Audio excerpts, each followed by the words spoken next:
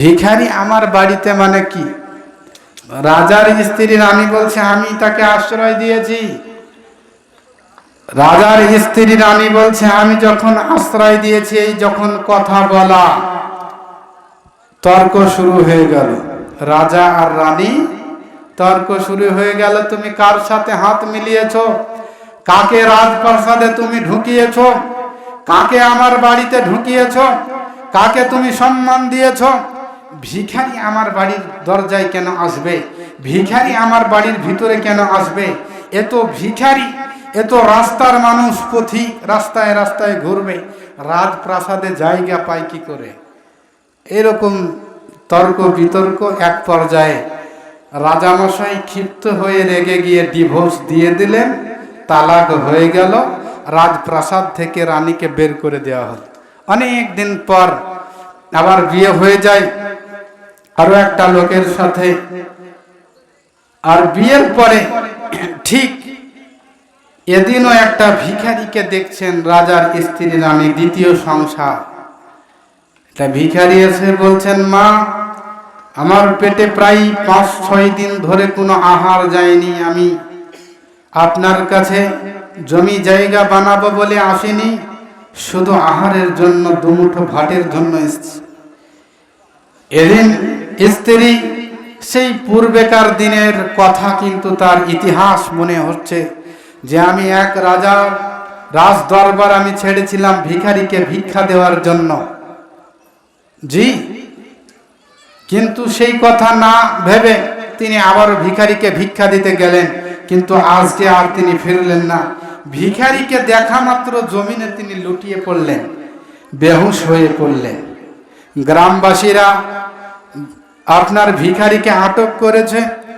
যখন আপনার রাজা মশাই ফিরে আসলেন, যখন স্ত্রী হুঁশে ফিরল, তাকে জিজ্ঞেস করা হলো, তুমি তো প্রতিদিন ভিখারিকে ভিক্ষা দাও, কোনোদিন তো তুমি বেহুশ হও না, অজ্ঞান হও না, আজকে তোমার এই অবস্থা কেন?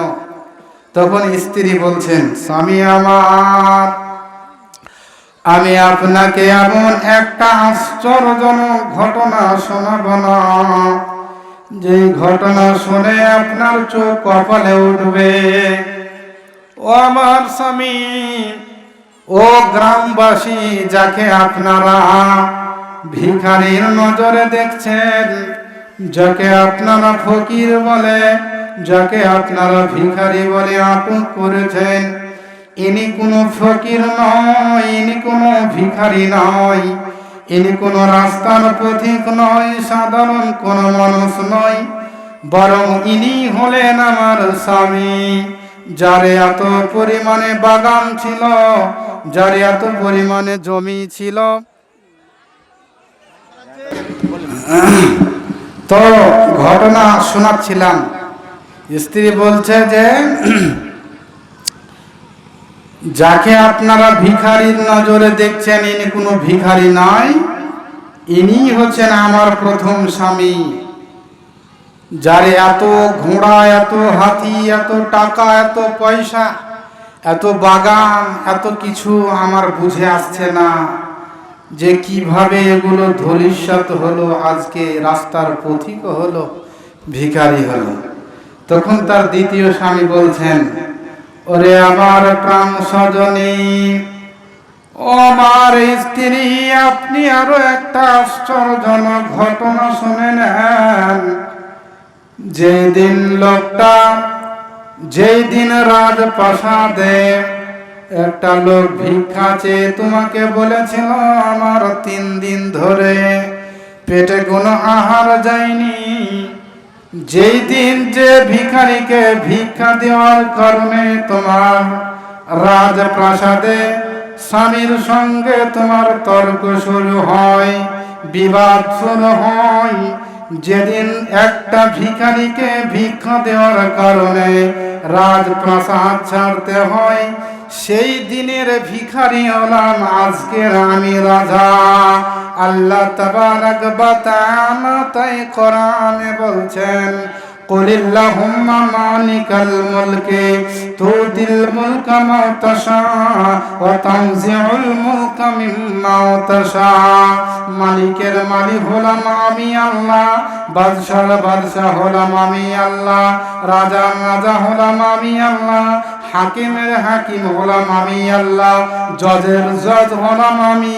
যাকে ইচ্ছা আমি কুরসিতে বসাবো, আর যাকে ইচ্ছা আমি কুরসি থেকে